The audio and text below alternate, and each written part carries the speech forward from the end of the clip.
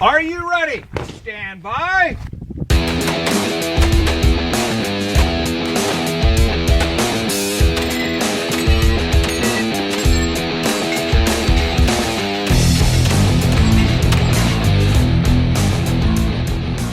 Welcome to the 3 Gun Show, episode 114. I'm your host, Dave Harmon, and my guests this week are the Cobalt Kinetics shooting team, Keith Garcia, Nick Atkinson, Rick Birdsall, and Kalani Laker. But before we get into the interview, I want to thank you for downloading and listening to the show. The 3 Gun Show is a weekly podcast where I bring you interviews featuring one of the many awesome personalities in 3 Gun, and we talk about training, gear, match strategy, funny stories, and just generally have a great time.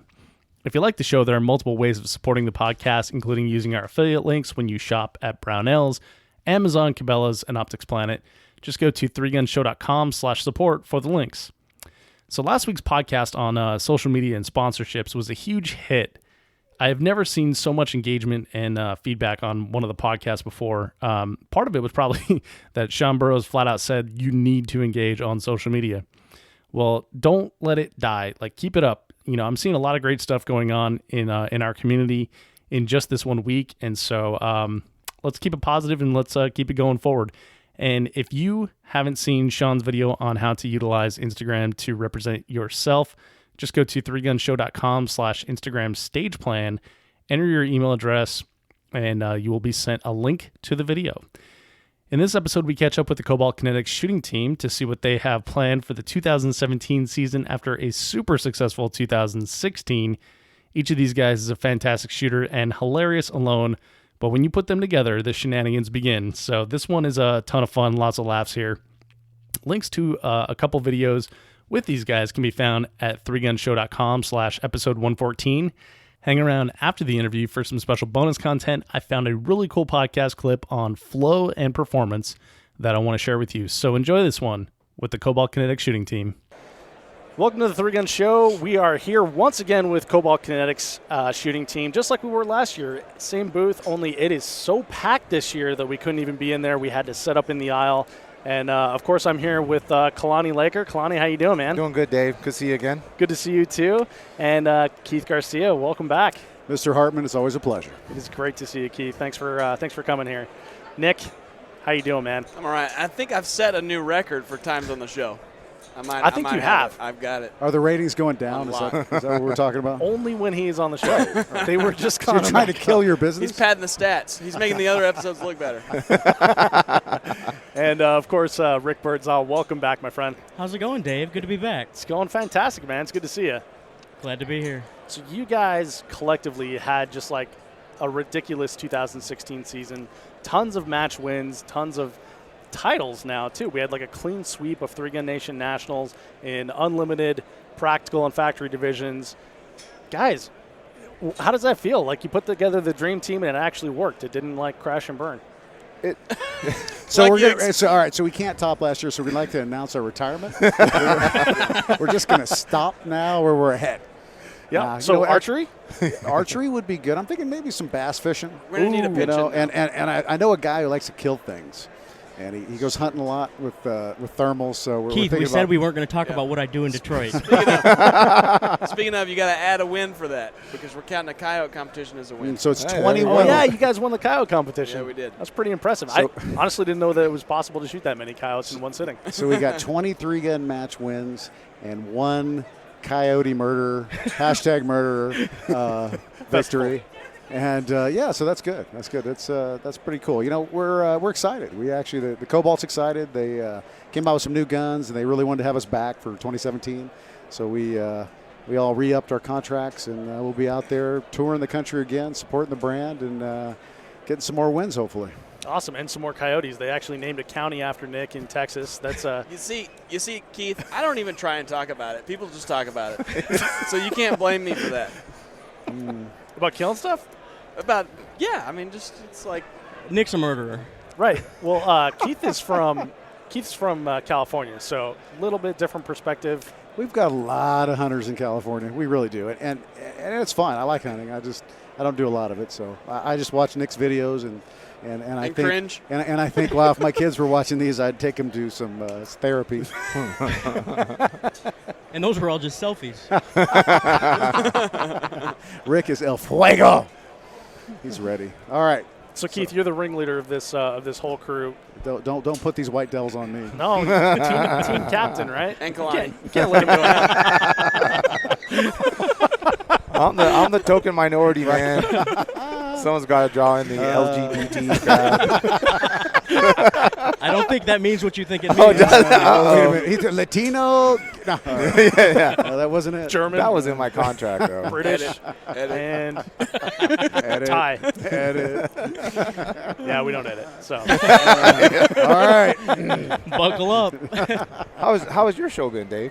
dude, it's been pretty good, man. We've done a lot of interviews, and one thing that we were talking about on the way over here, the audio guy, the audio guy or video guy Wade. We were talking about like how weird it is that when you're sitting here with microphones and headsets and stuff like that, how much people want to come up and talk to you and interrupt you. And we experienced that a lot with Kalani last night. Security and people asking us where the right. bathroom was and stuff like that. Well, now you did an episode at a whiskey bar. We Is did. that right? We did. Okay, We so did. now that's just asking for trouble. I'm sorry. You could have went to a strip club and everyone would have left you alone. I have a theory. I have a theory on this. I feel like if you had one more headset, so Rick wasn't standing over here looking like a sideline reporter, that people wouldn't want to come up and talk to you because they want to come up and they want to get interviewed by the sideline reporter. And now to sports. He's got the handheld mic and it's like just pass it around, right? So get another headset, maybe you won't have that problem. Let's go to Kalani cool. with weather. Just a theory. Okay, so I'll accept your donation after the podcast here. Okay. You don't want the donation I'm going to give you. Are you going to download on him? I mean, This went south really fast, and to be honest, I expected this. Yeah. Kalani, let's bring it back here, man. Sure. reel it in. Reel it in, dude. 2017. I was just browsing through the Cobalt booth over there. You guys have a lot of new guns on the shelves. Last year, it seemed like everything was like 223, 556. I'm seeing some shorty stuff over there. Yep. A bunch of different colors. What's going on? That's what's really great about Cobalt. They came out with the hands-down best AR-15 that you can come out with last year, and they're still innovating. They're like, okay, we're not going to rest after all the wins that we got after the dominating season we had last year in 2016. They're still innovating every day there. So now for 2017, now they got all new coatings. They got the new revamped car system, which is amazing now. So now for people that don't know, what is the cars? the cars is Keith, you want to explain to him? One of you guys want to explain to him? Nick's the cars? better. He's good. It's Go, the Nick. Cobalt Advantage Reload. Okay. Right, system cars. And what does that do?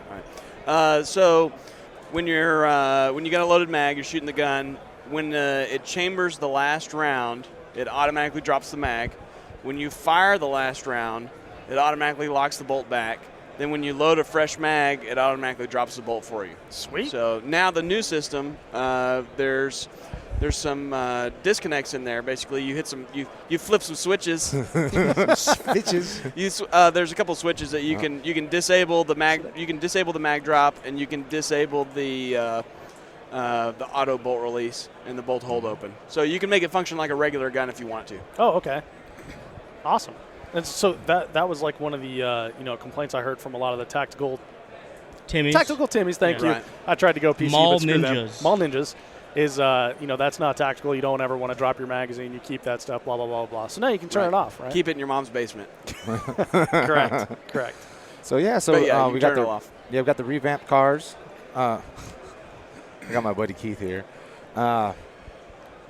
They just released 2 new calibers, the 6.8 and the 300 black now. Oh, and they also started producing SBRs. Right. Yeah. This one that I'm holding is a 300 black stealth, and we'll have some photos of this on 3gunshow.com. But super. What color is that, Man. Kalani? I don't know. It's a sick Is it charcoal. like cobalt black or something? I believe that is actually called Cobalt in the Cobalt? Cerakote colors. Okay. Laker black. Hashtag. Yeah.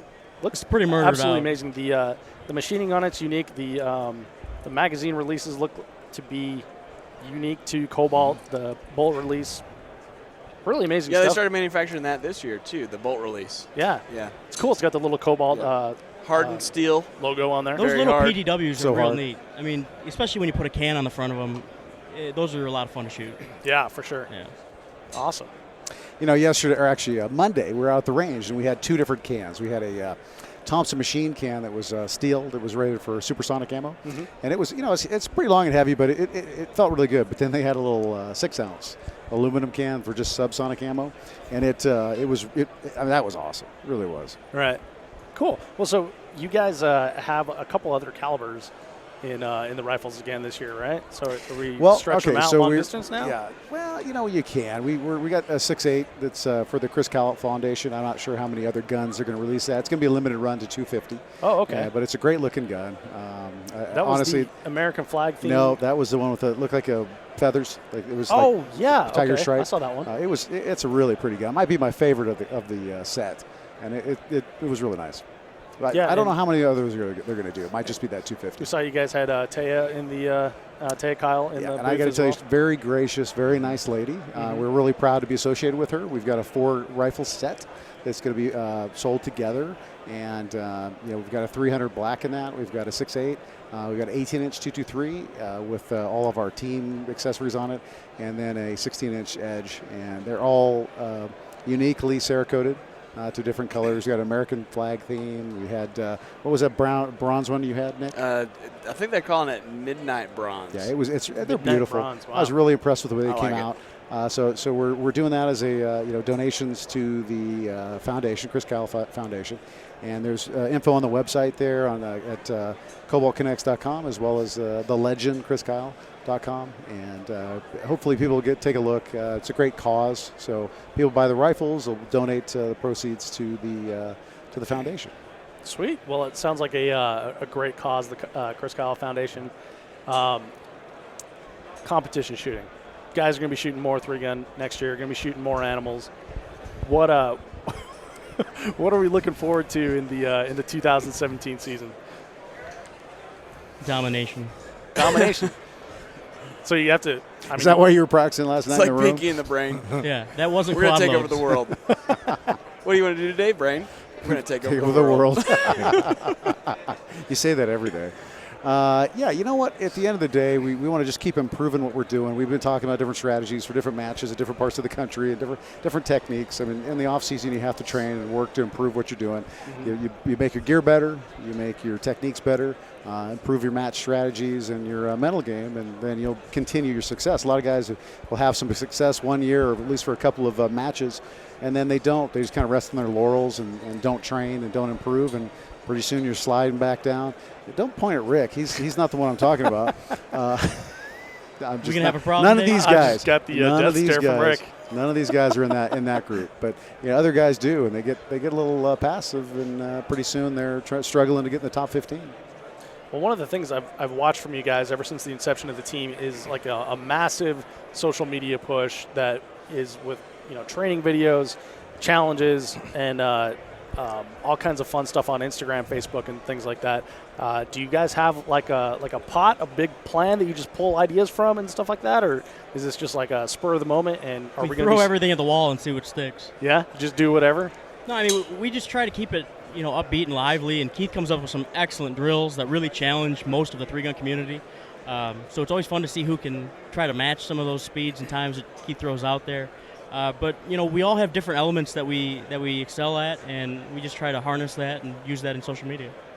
Awesome. And so it's obviously working. You guys have created like a huge following for the Cobalt Kinetics shooting team, and likewise for Cobalt Kinetics rifles as well. That's all Keith. It's all That's Keith. all Keith. It is. It is all Keith. He's a master Keith- of Instagram. Keith, Now- I don't 12 months think ago, he didn't know how to actually- use Instagram, and now he is like a boss. I don't think he actually has a real job. He says No, he says that he works a real job 5 days a week, but I'm pretty sure he's on Facebook and Instagram more than anybody, especially any 12-year-old girl on earth. Well, see, I have 2 girls. One's 11 and one's 15, and they just So that means you have a team They're working managing for it you. for you. They do it all for me. So Social media team. You got to like photos on other pages and comment. And I Get got me them doing started all early. that. Got them doing all that, and then the page grows. I thought it sounded like it was a 12-year-old girl that was responding to a lot of my posts. A lot of LOLs. Stop sending those pictures, damn it. Hey, I didn't know. You said no oil. Oh, my God. Yeah, you know what I'd like to actually step up and challenge these guys to do in 2017 is just get on there, because honestly what people like and what we get the most response from is either really, really cool match videos or really cool drills, or just going out and shooting a gun in slow-mo and showing how good it runs, and those kind of things I think draw people more in. They like to share those kind of videos, and it kind of gets your name out there more, and doing challenges is fun too. Just put yourself out there, and I always have a thing where I'll go out and do some drills, and I'll take the second fastest one and post it. That way, if somebody else You Secret. can edit. so if somebody comes in with a better one, I just post that one the same day. That's actually pretty smart. Well, Edit. yeah, I don't want to have to run back out to the range to see if I can do it better. I know I got it. I can do it a little bit better. Here it is. He pulled that on me like a year and a half ago. It was pretty with funny. that WMD drill. Oh, yeah. He's like, see what you can do. And I did. I beat him. He's like, all right, I got you. I'm like, what do you mean you got me? I just told you my time. Like, yeah, I got another one already. Later that same day. I'm like, you asshole. And then Rick didn't post again for the rest of the year. It was terrible. I cried. Bunch of one-uppers. So, guys, we've got a lot of appointments here, and I see your booth is still full of people that you have to go and talk to, so we're going to have to wrap up a little bit here. But leave the audience with like a final thought, something that they can take away to encourage them to get out there and shoot. Do one thing a day. Spend 10 or 15 minutes and do one thing that will improve your shooting. All right, if it's a dry fire and load the shotgun, mounting the guns, transitioning between the guns, whatever it is, do one thing a day for 10 or 15 minutes. And I only shoot live fire once a week. And when I go out that once a week, what I've done during the week, during my dry fire sessions, it will improve my shooting. I don't have to shoot every day. I just have to handle the guns and dry fire every day, and I will get better every week. Awesome. That's a good one. Rick, how about you? The big thing for me is that champions are made in the off season. I get a lot of questions from people, what do you do? How do you stay in it? And how do I get to the next level? And I was talking with my buddy Zach Weaver, who I know you work with a lot. Yeah. And that was one of the things I tried to impress upon him, was that, what you do from the beginning of the year until the start of the season is what is going to define how you shoot that year. Once the season starts, you can't really do anything to catch up at that point. So, you got to put in the hours outside of the season to really make an impact. All right, so what I take away from that is it's already too late, and Sorry. and we'll replay this again in December next year. How about that? Nick, how about for you, sir? So people always say, three gun's really expensive to get into and everything like that. It's an expensive sport, but I tell you what's real expensive is when you're playing craps and you're pounding White Russians and you're ordering one when they bring you one. That's what's expensive. So see Kalani Laker for details. Wow. Which brings us to Kalani. Kalani, Hey, how about guys. a final Hey, guys. Yeah, I'm glad that Bam. I'm glad that the years ago the Three Gun Nation Championship used to be during SHOT Show. It ruined SHOT Show for me. That's silly being sober. For me, I guess a good piece of advice, just something really easy, is take care of your equipment, keep them reliable. Make sure that zero your guns as much as possible. Make sure that will make your match much funner. Because I've gone to 2 matches now where something happened on the airplane or something. I mean, I've shot this for almost 8 years now, and this year twice I got to the range and my zero was 2 feet off. It blew me away after never having that happen again. It happened twice this year. So definitely keep your equipment running and take care of it, and they'll take care of you. Awesome. Well, guys, I'm looking forward to seeing all of you on the range in the 2017 season. I'll be seeing you around the country, and Nick, we're almost neighbors now, so I know. I'm gonna come out and you don't even call. Did you move down there?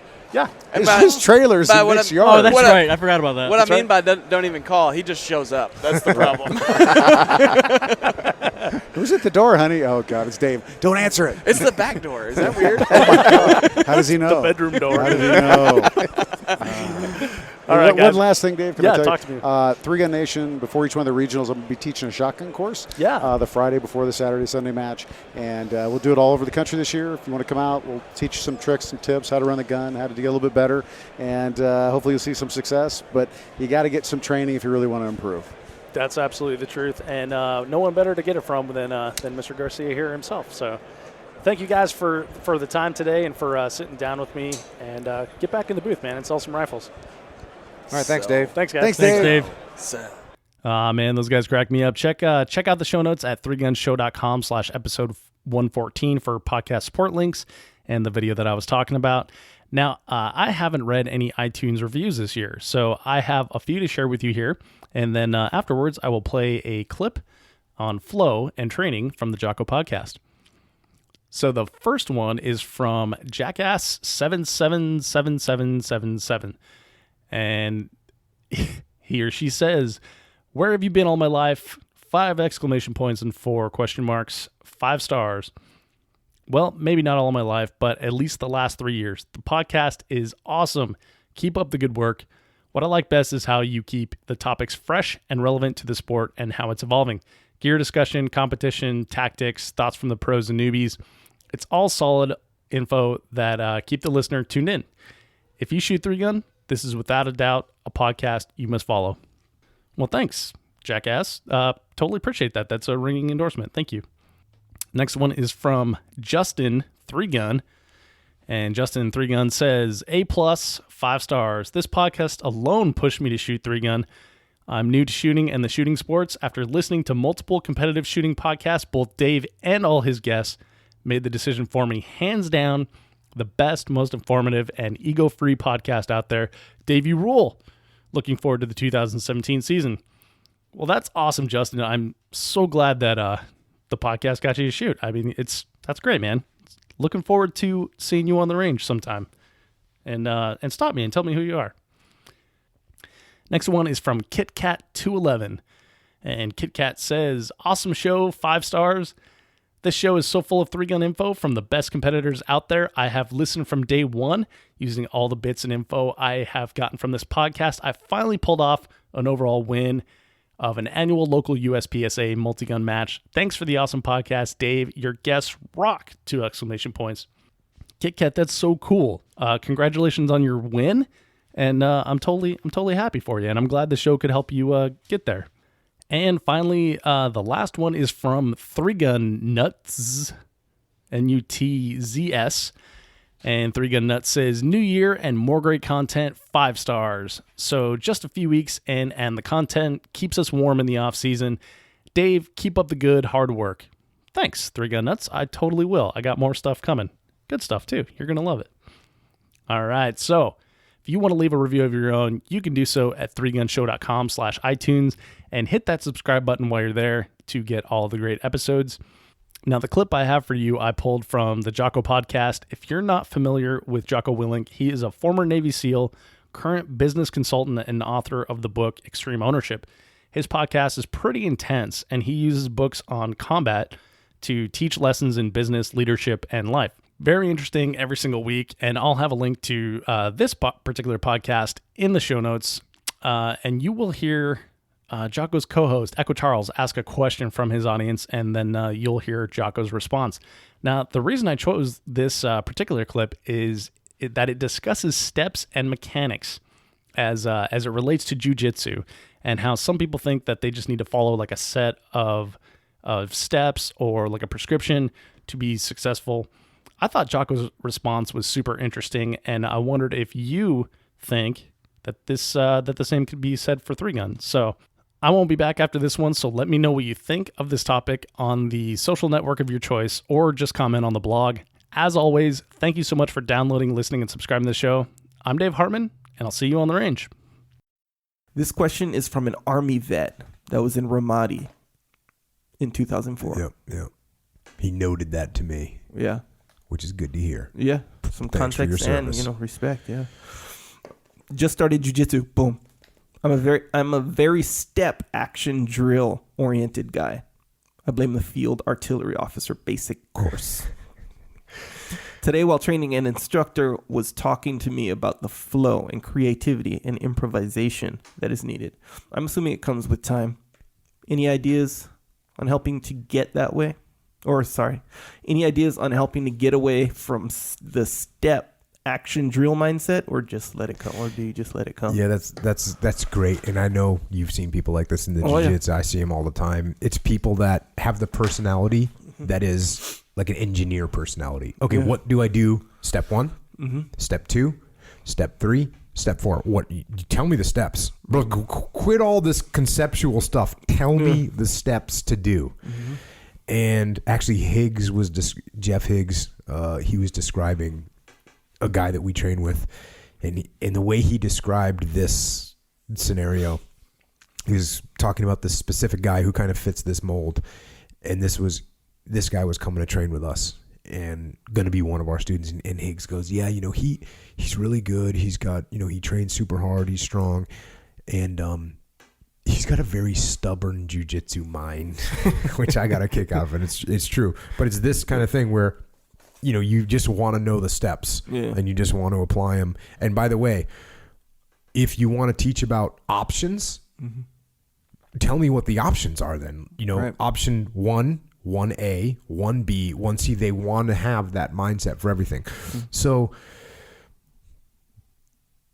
that stops you, right? We want to get beyond that. We want to get to, it's just like a person playing a musical instrument. Yeah. You can teach them all the notes, but they need to figure out how to play music, right? They need to figure out how to create music. That's the difference. I always say this when, if you go to a Guitar Center, which is a guitar store in America, and you put up a sign that says, I need someone that can play the following 27 albums note for note.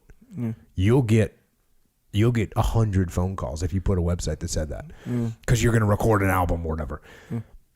But of all those people, not all of them can create a musical song that is original and good and all that. So there's the difference, right? This is the difference between like a normal jiu-jitsu player who's by the book and then, a person that creates, the top level guys that are creating new moves all the time. So that's what we want to become.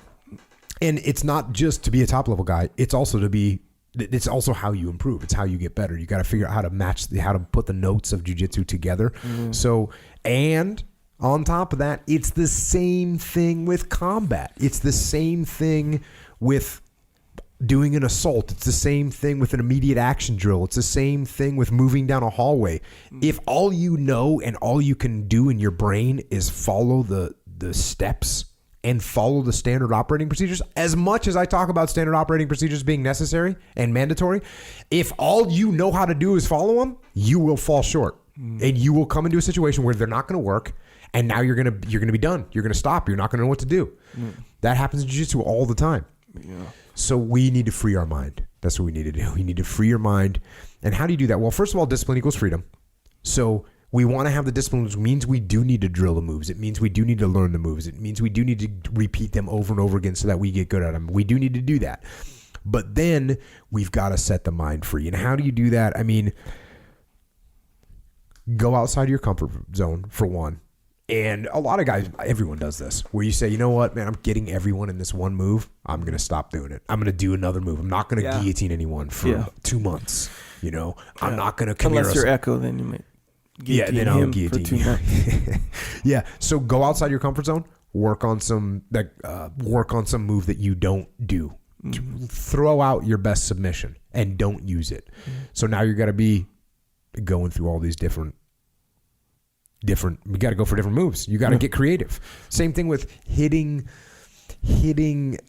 your move from different positions that aren't supposed to work. Yeah, that's big. Like, for instance, you just talked about the guillotine. I'm a fan of the guillotine, but I do guillotines in weird places. I mean, I have people tap out to my guillotine when we're in weird positions that no one's ever been tapped out, and they're like, I don't know how I just got tapped out. How did you do that? Yeah. How did you I was, across the side, and I was, you were, but I had this going on. So try your moves from different positions, random positions. Try things that shouldn't work too, right? Try a move that's a top move, try it from the bottom. Yeah. Try a move that's a move from the bottom, try it from the top. Try it from the side. Try it from cross side. Try from butterfly guard. Try these different moves and you'll start to create more. The other thing that will free your mind is when you stop worrying about tapping people out and getting tapped out. Yeah. Worry about progress. Worry about creativity. Try and be more creative. And if all you're worried about is not tapping out, your progress is going to be slow. And if all you're worried about is tapping the other guy out, your progress is going to be slow. Yeah. If all you're worried about is losing, your progress is going to be slow. So that's it. And I will actually, one more thing. I would say there's a kind of a dichotomy here. In the one side, you want to be able to turn your brain completely off and just do whatever happens. Mm-hmm. And at the same time, you want to force your mind to make yourself do particular moves, right? Like, so go in one of those. If you're going to think about new moves, or turn your brain completely off and let things happen as they come. Yeah. And then free your mind. The whole turning your brain off and letting the moves it's almost like you're letting the move happen on its own kind of thing. That it comes with time more and more. You know, like when you first start, that's probably not really going to happen much. Yeah. And also,